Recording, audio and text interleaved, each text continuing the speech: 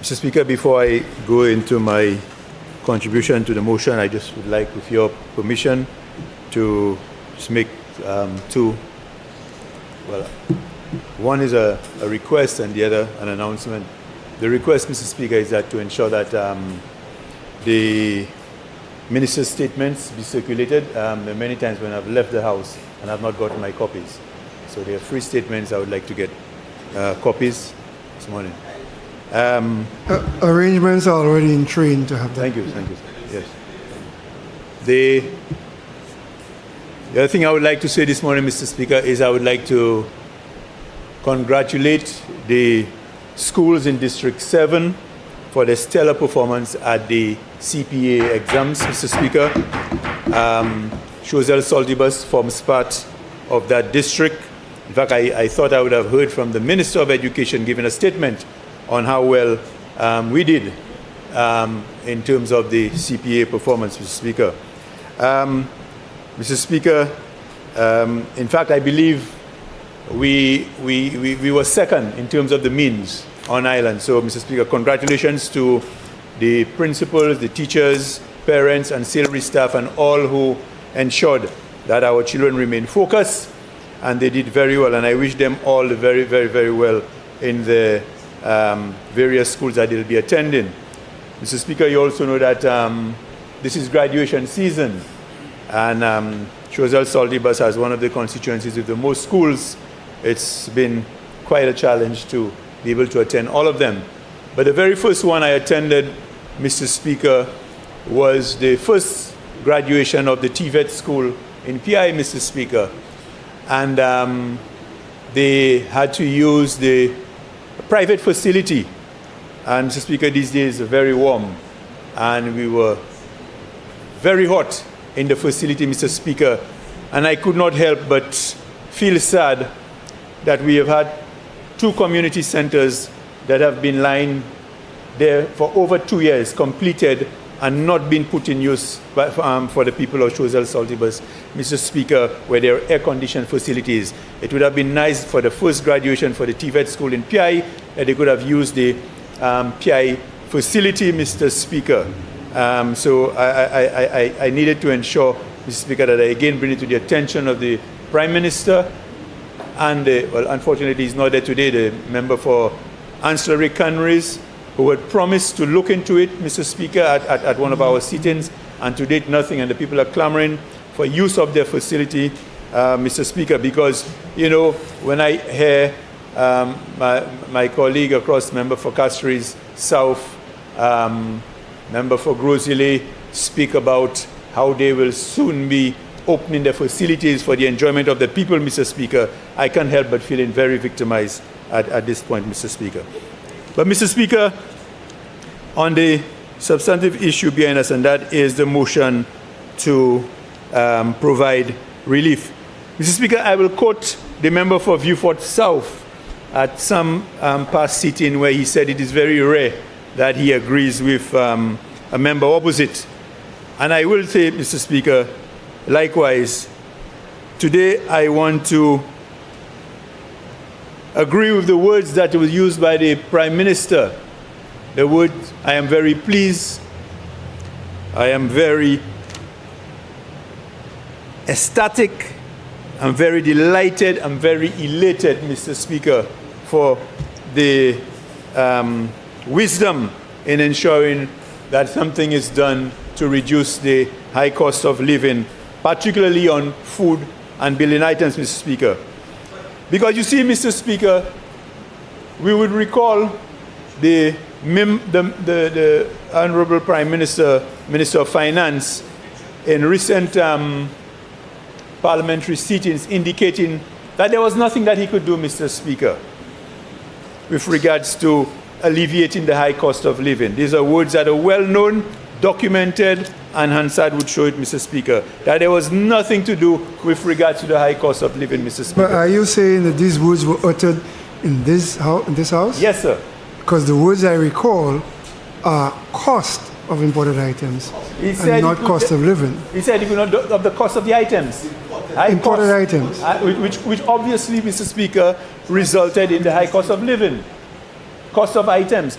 but because, Mr. Speaker, what the Prime Minister is proposing here today is going to reduce cost of the items and also the cost of living, Mr. Speaker. Price, yes, Mr. Speaker.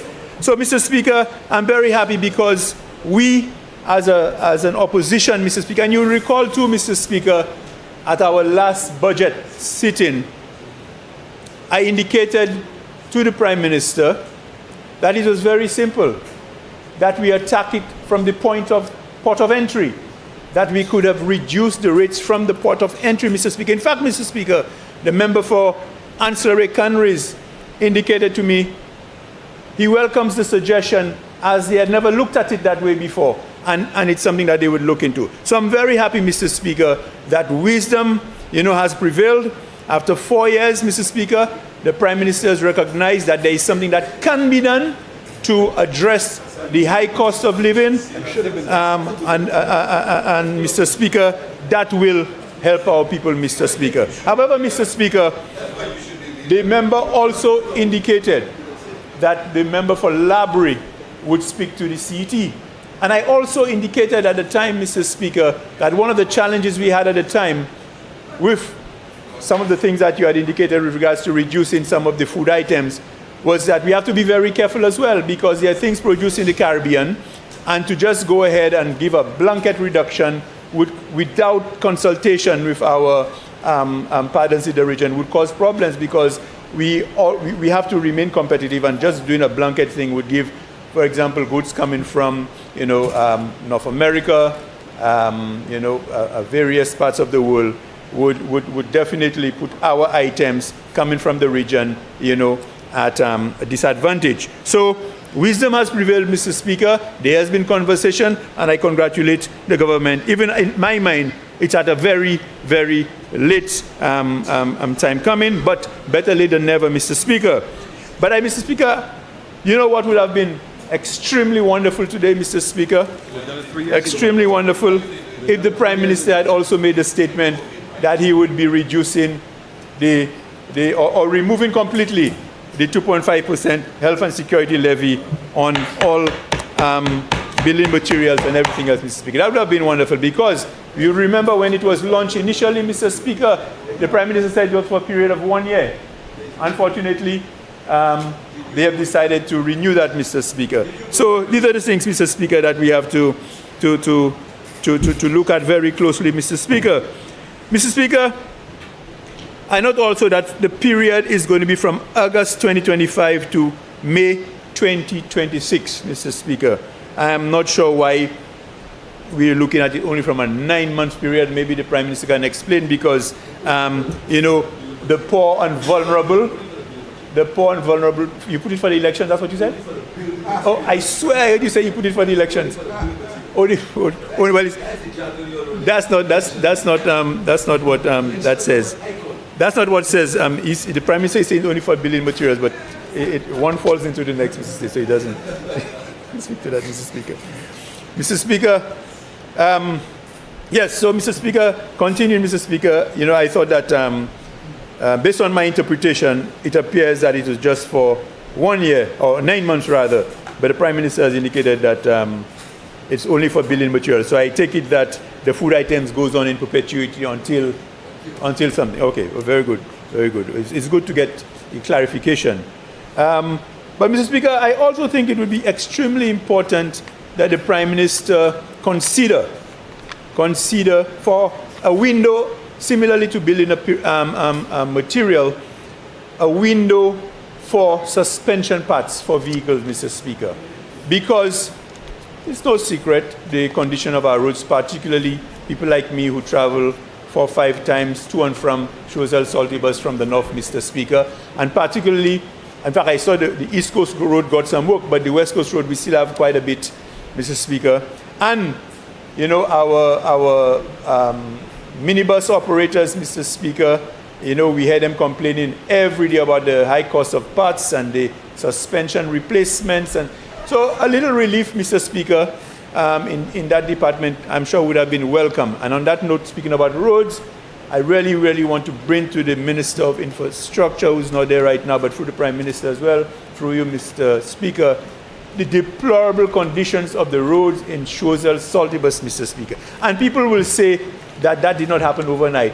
Mr. Speaker, I dare say it happened overnight, Mr. Speaker, because the roads in Choiseul, Saltibus were given adequate attention, except one or two roads which require serious rehabilitation, Mr. Speaker. Our roads, Mr. Speaker, were roads that we could boast about. And I have brought it to this attention on more than one occasion, the Saltibus Road, Mr. Speaker, where Wasco has gone in, done some work, and the road has not been repaired, Mr. Speaker. I brought it on more, and the member for Vieux-Fort South can attest to that because he goes up along that road quite often, Mr. Speaker. There are places where, Mr. Speaker, the roads on the left side have been dug by Wasco. You have to get away the road, Mr. Speaker, which is, an avenue for accidents, Mr. Speaker. So I'm hoping, Mr. Speaker, that, some attention be paid to that. I saw some time ago, and I don't know if that is what is going to spur the government each time, that residents complain, and we saw a particular contractor come here with somebody who's not even a rep to say they were going to do the roads, and people are still complaining. This weekend I'm going to try to get a truck to bring material, at least to fill in some of the canals that people have to traverse through, Mr. Speaker. Mr. Speaker, there's one more thing the Prime Minister said, which I think I need to raise, Mr. Speaker, and that the Prime Minister, and it's very unfortunate that this is not the first time that the Prime Minister has used that as a political jab, Mr. Speaker, but it's very unfortunate because I recall members opposite using words to describe COVID as apocalyptic, and so the kind of words, Mr. Speaker, that you only describe you only use to describe the worst event ever, Mr. Speaker. And COVID is something that we would most likely like to forget, Mr. Speaker, because it was a terrible time. And we know as a country we lost most of our revenue, Mr. Speaker. We know the challenges. And for the Prime Minister to continue to come and say that as a government, this side did not pay the back pay, when he knows very well it was negotiated with the various unions, Mr. Speaker, that because of what the suffering the country was going to, let's hold it back. But everything was agreed upon, Mr. Speaker. So he just came in and you had it there just to deal with, Mr. Speaker. So I think, Mr. Speaker, it is unfair and it's unfortunate to continue to use COVID, Mr. Speaker, and what happened in COVID, because up to now we're still benefiting from the results of access to funds from COVID, because we know how serious it was. So let's not try to erase that part of our history, Mr. Speaker. As much as possible, we would like to forget what it did to a lot of us, Mr. Speaker. So, Mr. Speaker, that being said, I'm happy that, finally, something is being done to alleviate the high cost of living, and that the people will truly benefit, and that the wholesalers, the retailers, Mr. Speaker, will not see it as an avenue to take advantage of our people. That being said, Mr. Speaker, I thank you.